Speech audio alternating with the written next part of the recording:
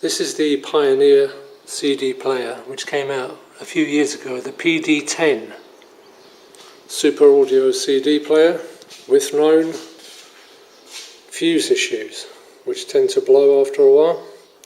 Unfortunately, when you take the fuse out, it also destroys the holder for it, because unlike most systems, when you take the fuse out,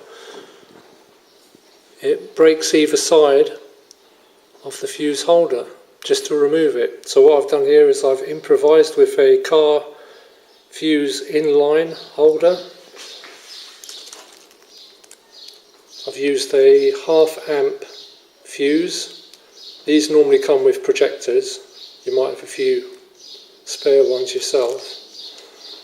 I've just soldered a line either side of where the fuse goes. Put the line in there. Unfortunately, the fuse holder itself was too big for the fuse, so I've jammed a matchstick either end of the fuse holder, which holds it well, including the spring. I've done this and the CD player is working perfectly fine now. This is quite a big issue with these players, but I've not seen anything on YouTube or any suggestions on Amazon to repair these players, which have been around a few years now. It's working perfectly fine now, plays fine.